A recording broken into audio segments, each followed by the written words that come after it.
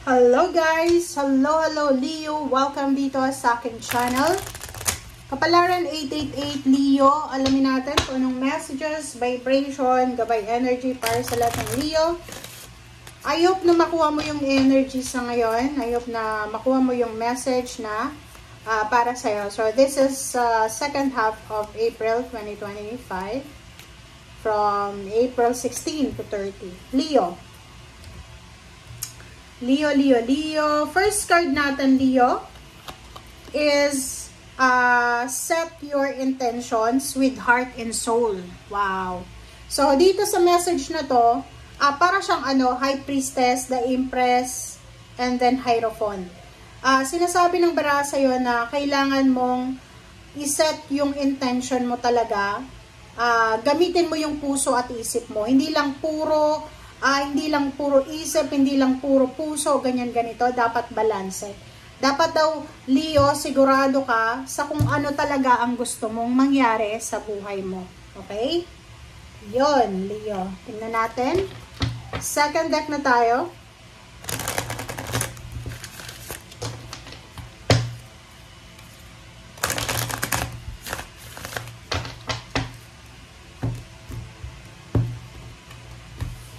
Okay.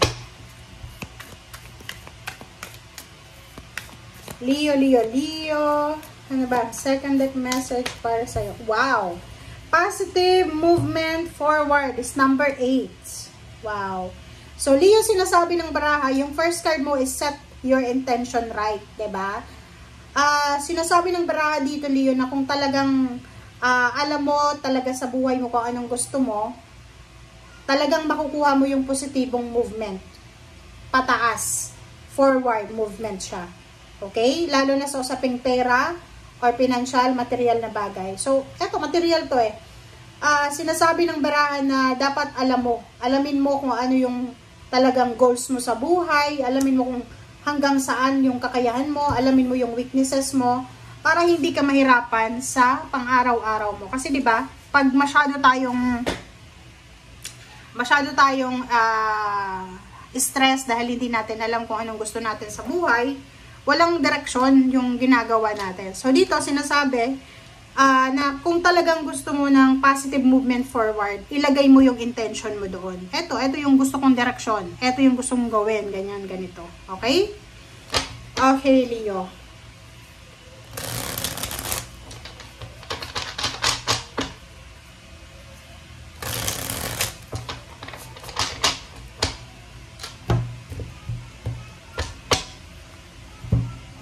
Okay, first two cards tayo sa third deck is Page of Rods and Ace of Rods. Diba?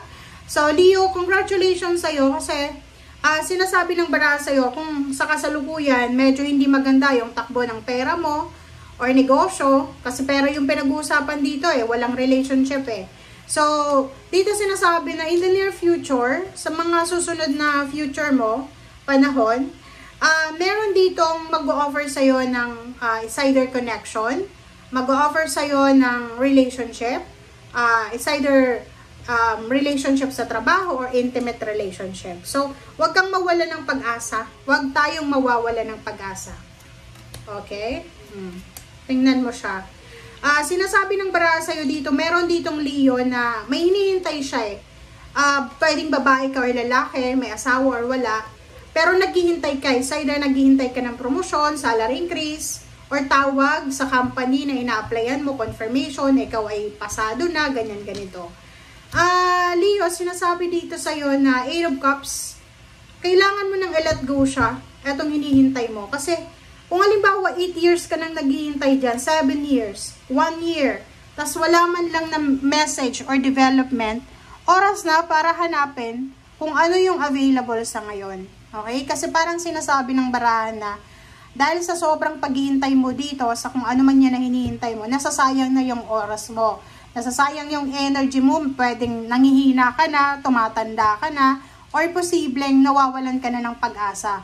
Okay? So yun, kailangan mo daw na ayusin na to, mag-set ka na ng intention, go ka na doon, 'di ba? So 8 of Cups, sinasabi na oras na para mag-move on, oras na para mag-relocate ka na siguro, maghanap ka na sa ibang lugar ng ng trabaho, ng relationship, or kung ano man na pwede mong mahanap.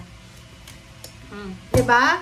Kasi nandito ka eh. Nandito ka sa Nine of Swords. Nandito ka sa pagiging victim mentality. Helpless, hopeless, hindi makatulog sa gabi. Pwedeng high blood ka na, or pwedeng low blood ka na, or pwedeng marami ka ng sakit sa katawan na nararamdaman dahil sa sobrang paghihintay, sobrang stress, may depression yung iba, may anxiety yung iba. So, nako, mag-comment ka na, Leo. Tingnan mo. Six of Swords, sinasabi sa'yo dito na oras na para umalis ka dyan, Leo, sa kinalalagyan mo. Positive movement forward. Hanapin mo na yung swerte mo sa ibang lugar. Risky siya kasi parang sinasabi na, kumbaga, nagplant ka na ng seeds sa lugar na yan. Kaya nga naghihintay ka na ng harvest eh. Diba? Pwedeng ang tagal mo na dyan sa company na yan. Pwedeng ang tagal mo na dyan sa bansang yan. Pero walang improvement.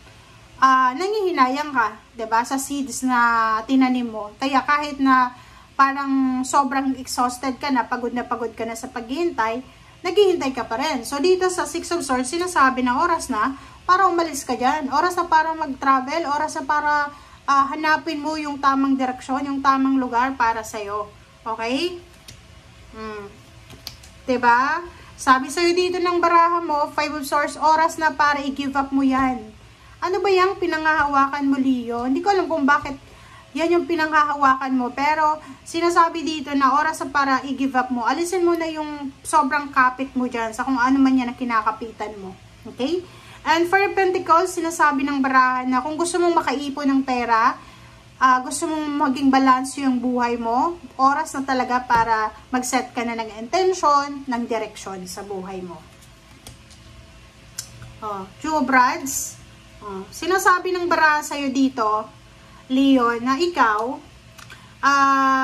pwedeng binibigyan ka ng pagkakataon ng ating universe na ng option, ng choices. Hindi mo lang siguro napapansin or hindi mo lang nararamdaman, pero ilang beses ka nang pinapapili ng universe kung anong direksyon yung tatahakin mo para sa pamilya mo. Pero ikaw, ini-ignore mo siguro. Kaya nga, alam mo, understandable yung feelings mo, understandable yung nararamdaman mo. Halimbawa, 7 years ka na dyan sa company, tas walang improvement, walang benefits, walang salary increase, higher position, pero naghihintay ka pa rin. Kasi yun yung feeling mo na dyan ka na komportable, dyan ka na tatanda, dyan ka na magre-retire, kahit na mababa lang yung retirement or yung position mo ngayon sa trabaho, ganyan, ganito. Pero kung makikita mo dito, Leo, sinasabi na may pagkakataon ka pa para makapag-explore. Hindi pa yan yung finish line mo. Hindi pa yan yung pinaka end of the end, diba? So, dito sinasabi na binibigyan ka ng choice or bibigyan ka ng choice ng universe na kumbaga maibigay talaga sa pamilya mo kung ano yung totoong kaligayahan. Okay? So, thank you guys for watching and see you again. Bye!